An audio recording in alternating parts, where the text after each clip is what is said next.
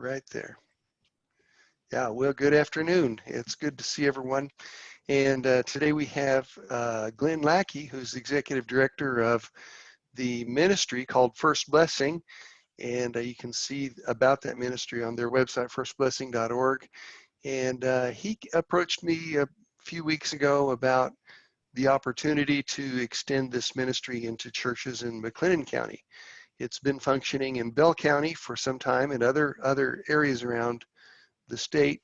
And I feel like this is a wonderful opportunity for some of our churches to build relationships with their community, do great ministry with families that need it, and also be able to share the good news of Jesus with those families.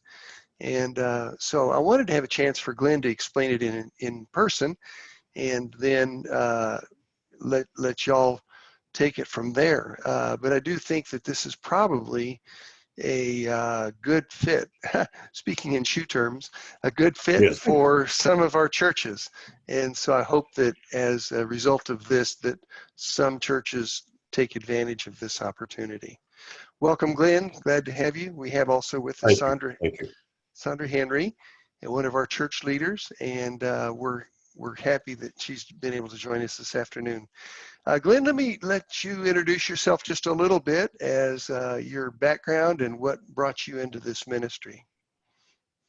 Well, thank you, first of all, Tim, for your gracious generosity in sharing First Blessing with whomever. And Sandra, thank you for being here this afternoon. I appreciate that very much. My background is that I'm an oil field baby. My parents were traveled all over the country drilling oil wells. And when my dad was in his 30s, he accepted Jesus Christ in the big city of Aspermont, Texas, and grew to be a deacon and leader in the church. And it was a very formative time in my life. I had the privilege of going to Hardin-Simmons University because it was close to home, mainly.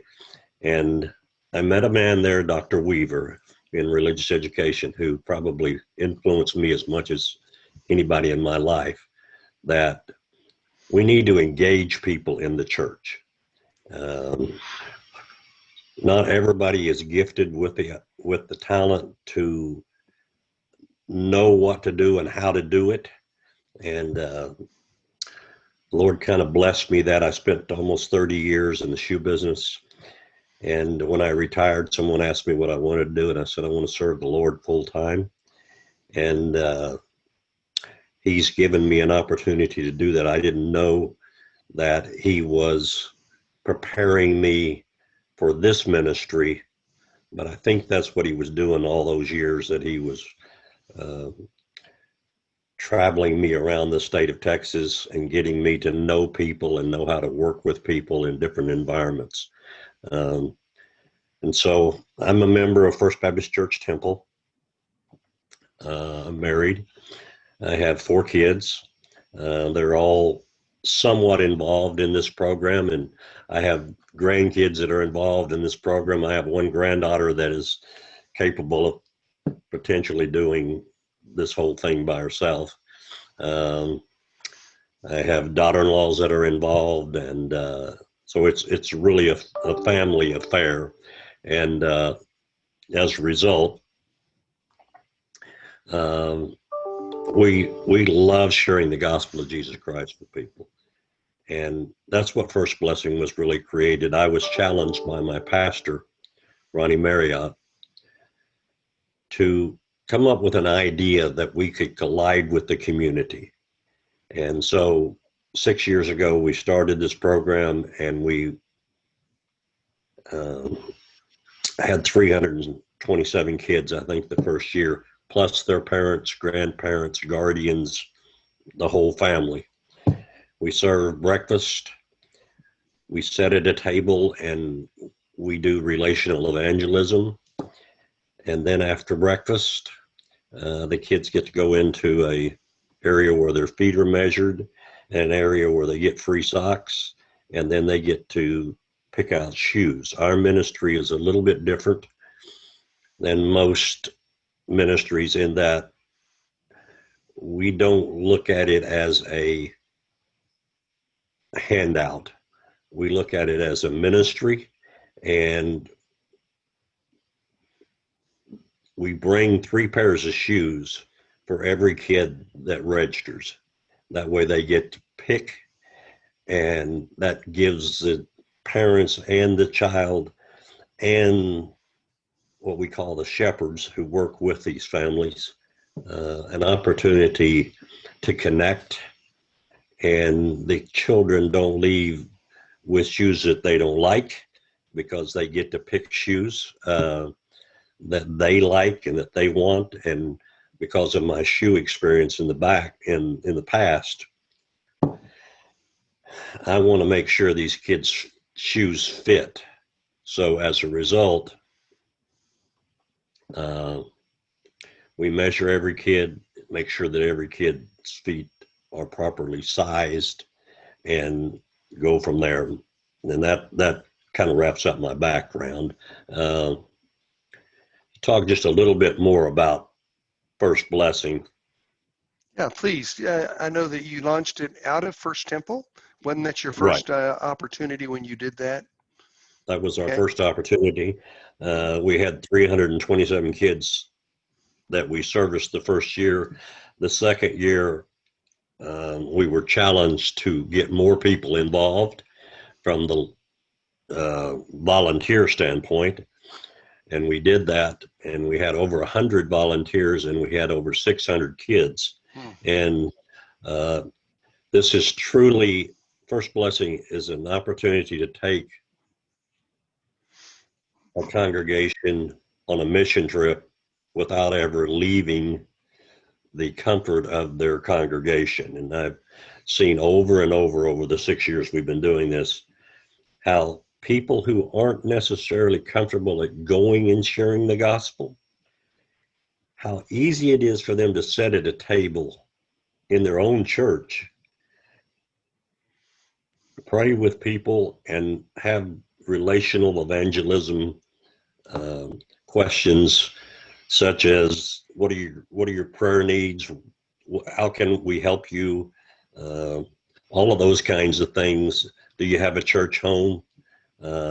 We've seen people brought to Christ right there at that table during First Blessing, which is always a huge blessing for us.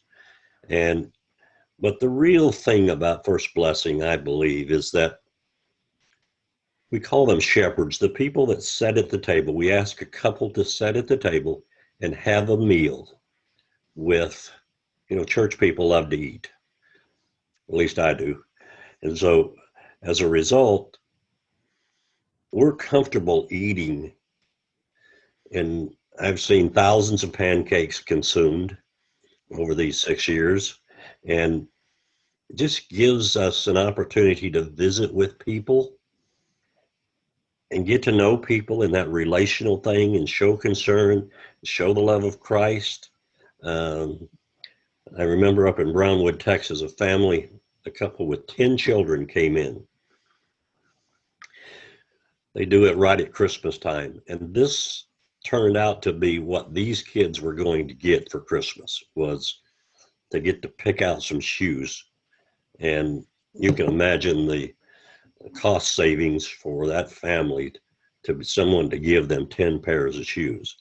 And so during this process, I don't know if I'm saying this clearly, but during this process, our guests, we call them guests, our invited guests, get to know somebody from your church. And so you can follow up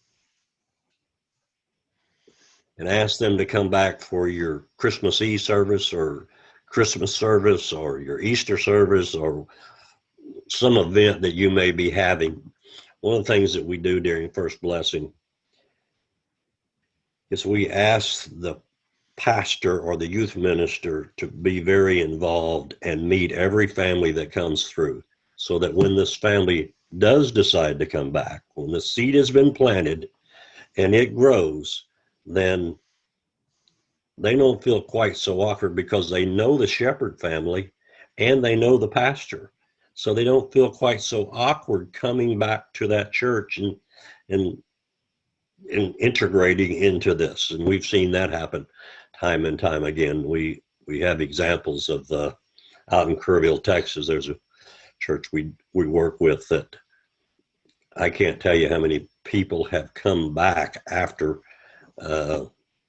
First Blessing and become a part of that congregation and are now serving when we go out to First Blessing and do that in that community. So to kind of summarize this, First Blessing is a ministry that a church invites you to participate, partner with them in an event that probably could happen once a year at the church, where the church members through the school somehow issues invitations to the community, to families in the community, come share breakfast with us, and also, by the way, we'll give your children a free pair of shoes. And then, or I believe there might be a little, like there's a small charge that you charge the family so that they feel like they're buying the shoe. Is that correct? Well, Or, in recent times, there's a book out that calls When Helping Hurts. mm-hmm. And so some groups, some churches are asking that the people pay like $3 Okay. to participate in this. And that gives them some ownership and gives them some pride that they have been able to provide for their family, so to speak.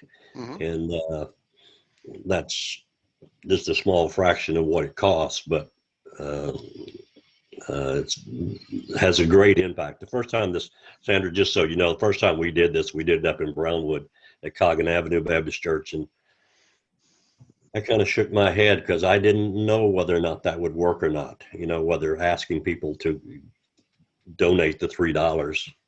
It has become even bigger since we started doing this.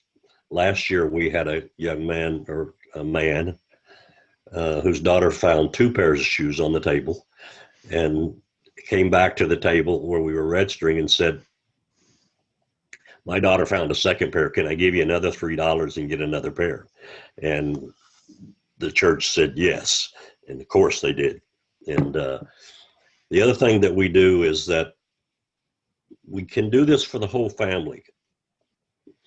My wife is in charge of buying the shoes for infants. So we start at a size 2, little bitty shoe, and we go all the way up to a size 11 in women's and a size 14 in men's. So we can cover just about any size shoes that people might want. And I might just to address Sandra that's on the call here, you are the perfect example of who we work with. I was talking to a pastor this morning and I said, I need you to find somebody in your congregation that is a go-getter, leader kind of person. I see you smiling, so I know that's you. And because that's the person that's going to really make this work. Pastors and preachers have got their thing that they're doing, but where we're really successful is when we work with lay people. I consider myself a lay person. We don't make any money out of this. Certainly it's a 501c, and we do this because we love people and because we want to try to reach people for Christ and share the love of Christ with people. And so it's really like taking an entire congregation and blending all of the gifts that people have in that congregation, whether it be to cook or to greet or to sit at that table and be a table host or a table shepherd, or to fit shoes or to size shoes, work at the checkout station. It probably takes about a minimum of 30 people to put one of these on. And that's really based upon the number of people that you decide that you want to reach out to. And as I told Brother Randolph when I visited with him, we're not out. We learned our lesson. 600 is too many because most congregations can't follow up with 600 people. And the way we've designed this program is we don't want it to be a one and done. Mm-hmm. We want it to be, we want you to start the relation. And every time those parents see those kids in those shoes is a reminder of, you know what, those are nice people over there at XYZ. And Mhm. we might try that church. And then we would build that relation. And I can tell you stories of, we got to know these people. Then we treated them at Christmas time to Christmas gifts or a turkey or whatever. Mhm. And, you know, just like all of us, we build relationships with people. We don't instantly have relationships. Now, my wife and I are a different story. I won't diverse, but, you know, we knew each other about 8 weeks before we got married. We've now been married 32 years. So Oh my. it's not like it's that doesn't happen often. So Mm. what I'm saying is we want to help you start a relationship with these people, but we don't want you to be so overwhelmed with opportunities that it doesn't get followed up with. And Too many people. So the shoes are new shoes that absolutely y'all bring, and then I believe the cost of the shoes is about $20 each pair of the right. shoes that are eventually taken. Right. Let me explain that. Yeah. Uh, so my wife and I and our family, we go out and buy all these shoes. Right now we have about 4,000 pairs of shoes in a warehouse, and they're God's shoes. Mm. And they're, you say, okay, I want to do 100 kids. And so we show up with at least 300 pair of shoes. So these kids have the opportunity to pick what they want. Then when it's over with, we have a checkout area and we know how many kids were serviced. And there's 100 kids because that's what we set out to do, and that's what we do. So or 300 or 400 or 500, or, you know, there's kind of a limit on how many you ought to do, but 100, 200 is really a good number. And so we bring these shoes. Once it's over with, we decide how many kids we've serviced. We send you an invoice for $20 a shoe. And we take all the shoes that are not used back to the warehouse, and they'll be used at the next event, perhaps. But that's and we bring you socks, and we bring shoe measurement. We bring all the equipment, so to speak, to do this. We don't do the breakfast or lunch, whichever one you decide to do. Some people like to do lunch, and some people like to do breakfast. We don't care. You know your community better than we do, and you know what's best time. I would also tell you, Sandra, that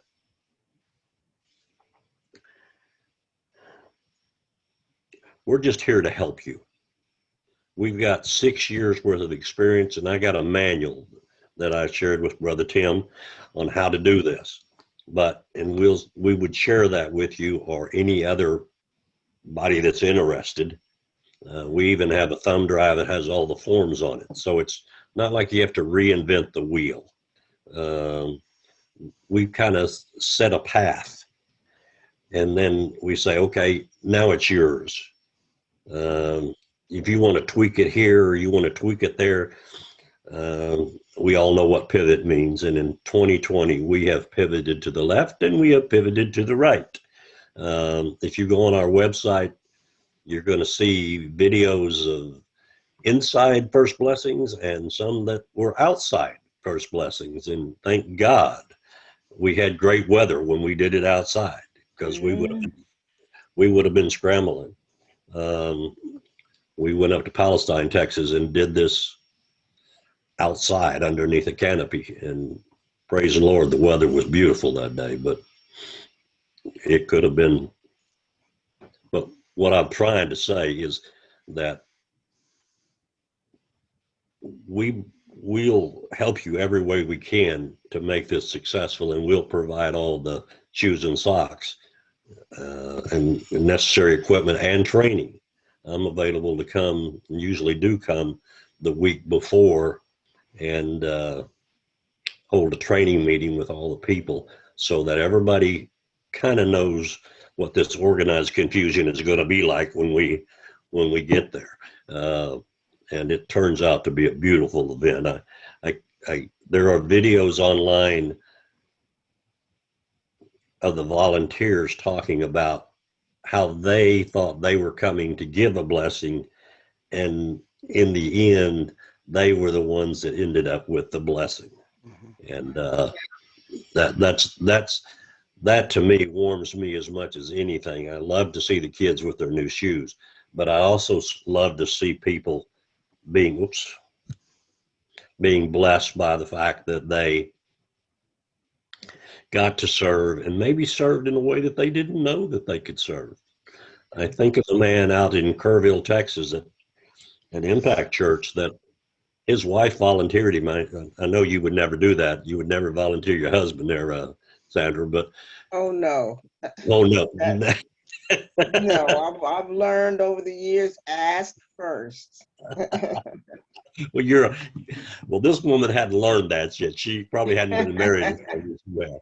And he didn't know till he got there, and they sat at the table, and these families came in and started sitting down, and he was a ranch foreman on a big ranch.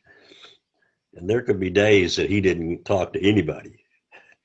And so wasn't a real outgoing guy. But after it was over with, I sat down and visited with him, and he said, the Lord knew what he was doing. Because he said, I have learned that I can tell people about Jesus Christ.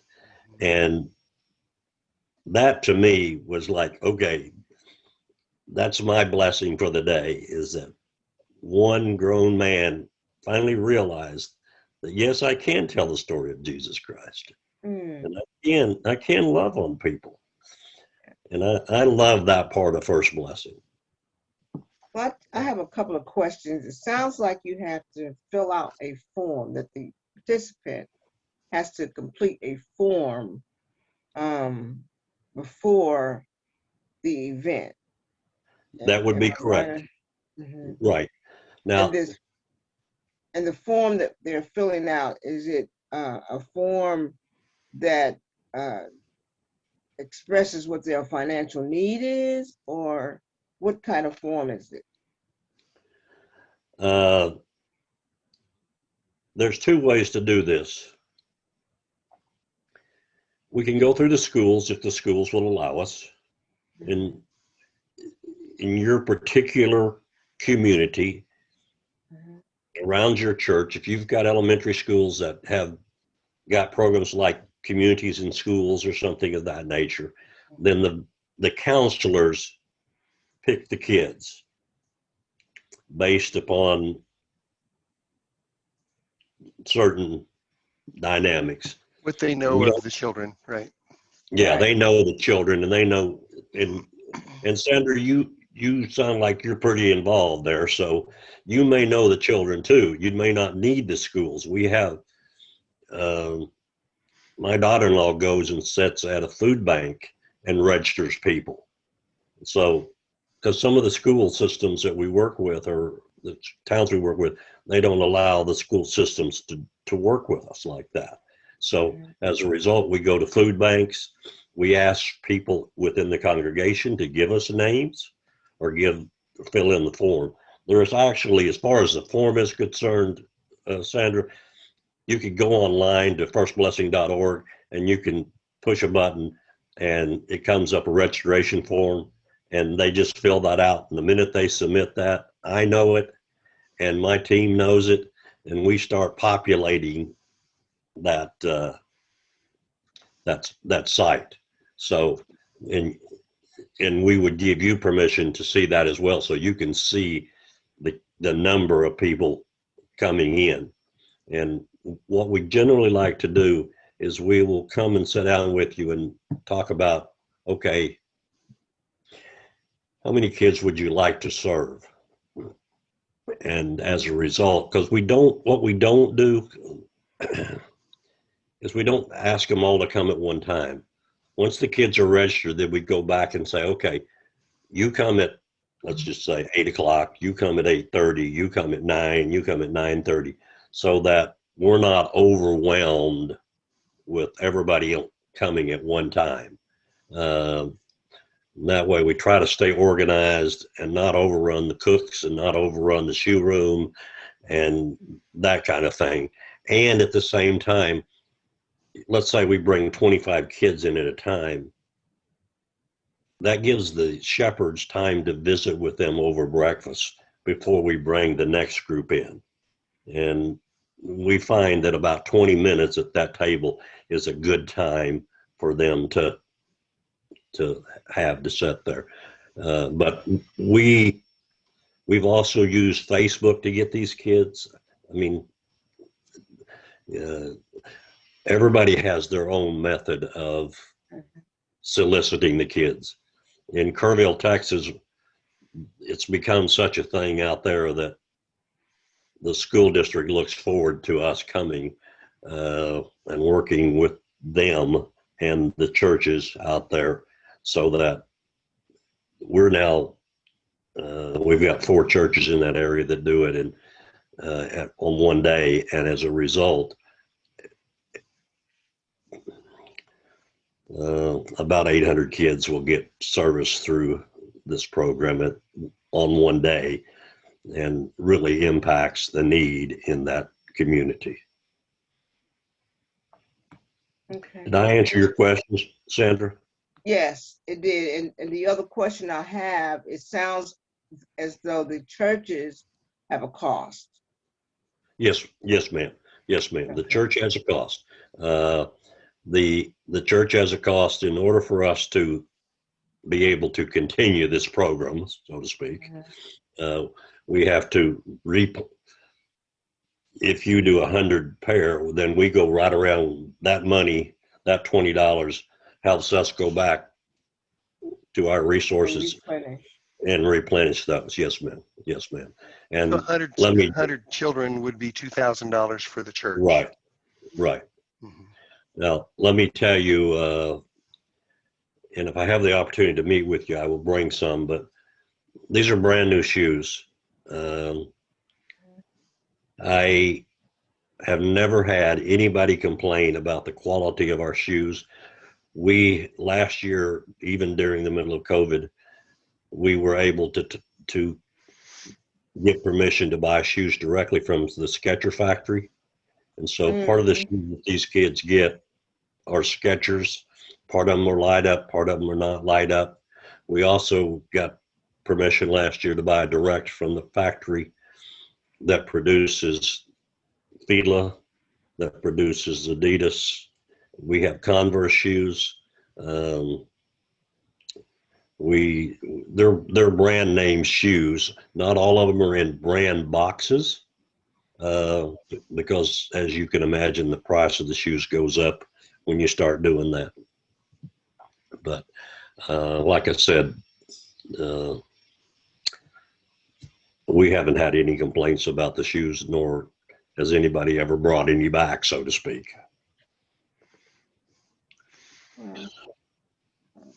So those were the only 2 questions that I saw.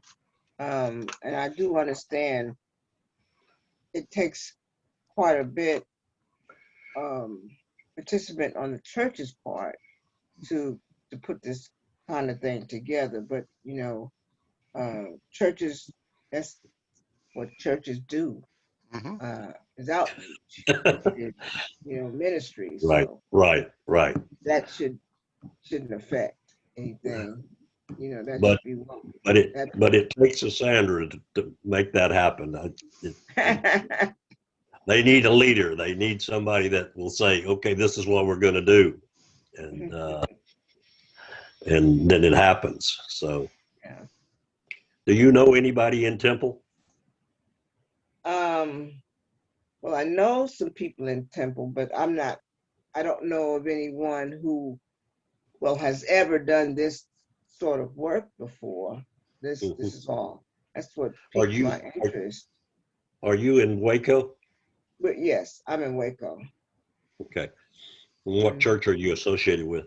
I'm with Abundant Love Fellowship Church. We're Okay. out in Hewitt. Mhm. That would be wonderful. That would be wonderful.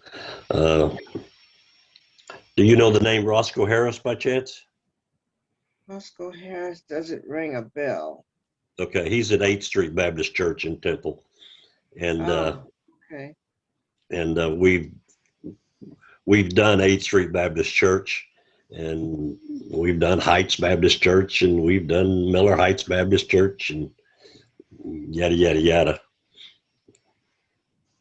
Yeah, so the churches that might be interested in this just need to get in touch with you and Right.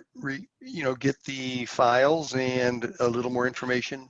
Then you'd be willing to set up the date with them, and then ahead of that date, you go out and meet with some of those leaders, the committee or the few that are going to lead the project, and you do some training. And then from there, they do the enlisting and the setting of the date and the planning. And then on the day of the event, you and some of your staff or your family are there, and y'all help kind of guide, but Right. the volunteers basically do all the work, and you're kind of behind the scenes helping make sure things run smoothly. That is you said it much better than I could say it, Tim, but Okay. we're not there to do it. That defeats the purpose. Right. We're there to help you or answer any questions. Sandra, let me give you some information here, if I could, please, or anybody else that's listening to this and would like my information. My phone number is 254-239-7340. And you can reach me at Lackey Glenn with 2 N's.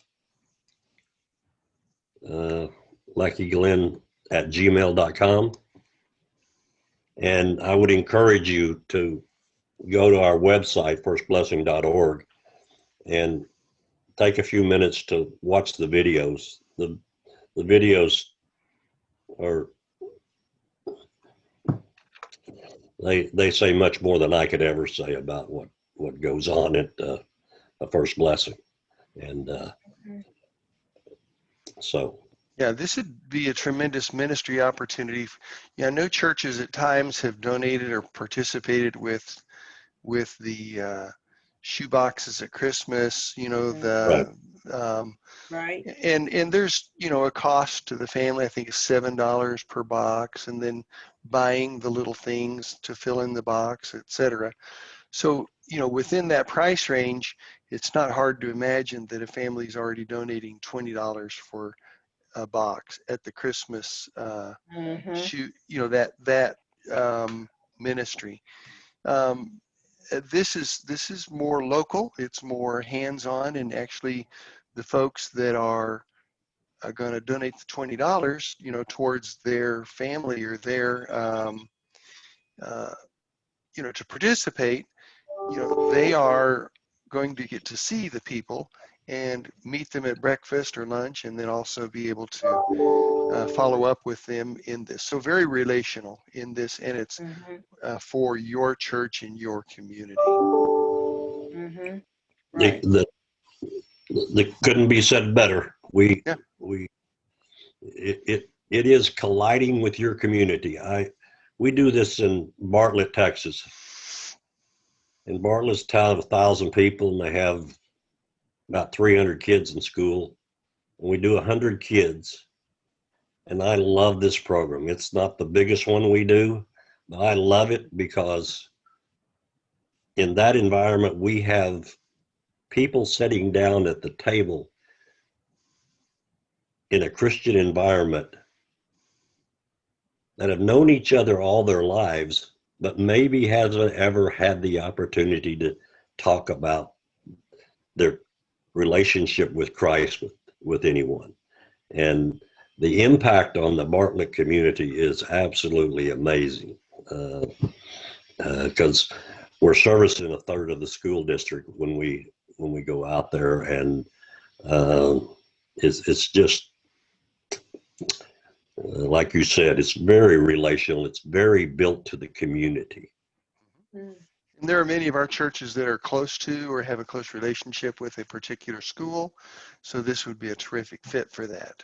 Again, using the fit metaphor, but what a natural opportunity for a church that's in the neighborhood of a school to say, you know, they reach out to the elementary school or to the middle school and say, here's an opportunity. We might be able to help some of your students and some of the community. And I even know in Hewitt, there are those families that could really use this. And doing that on a once a year basis or something like that could be a real blessing for them. You know, the other thing that just popped into my mind is multiple churches going together and doing this. Mm. That's what happened in Kerrville, Texas, is that we have multiple churches that are doing it together. In that situation, they are doing it in different locations, but everybody can go together. I think in Palestine we have 3 or 4 different churches that are going together to do it at one place, and it's become, in Palestine, it's become a community event. We have the police involved, we have the fire department involved, we have the Lions Club involved, we have the Girl Scouts involved. It's like everybody's there, and if you go on that website, you will see a video that my son did with his drone of the fire trucks and the police cars and all that kind of stuff, and the policemen actually got involved to the point that they were helping fit shoes, and Wow. I love that. You know, I absolutely love that. And you know, we have kids. Teenagers are the hardest to fit shoes, and because there's some things you have to overcome with kids.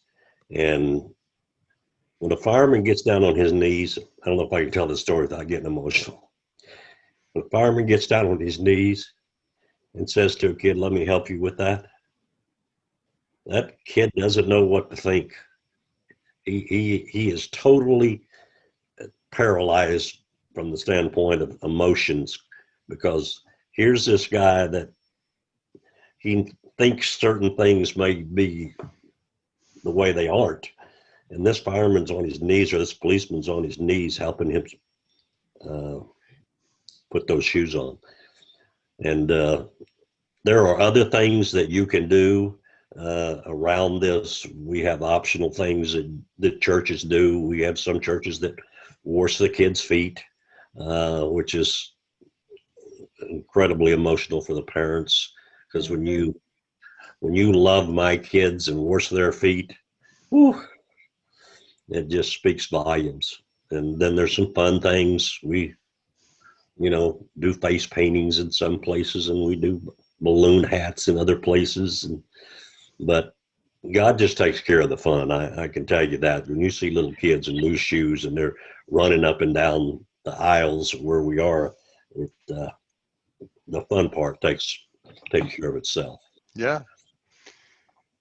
Well, thank you, Glenn, for sharing this ministry and sharing your life and sharing your heart with us. Yes. And really do appreciate what God is doing in your life, and praise God for you.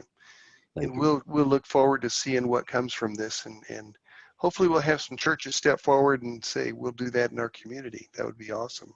That would be awesome. That would be awesome. Yeah. Thank you for your Andrew, time. nice to and meet thank you you. for- Yes. God Glad to bless have you. met you. Yes, we'll God be bless praying for your ministry. Thank you. Thank you very much. If we can work with you, we'd be delighted to do so. And I mean Thank that sincerely. Amen. Well, with this, Thank you, Tim.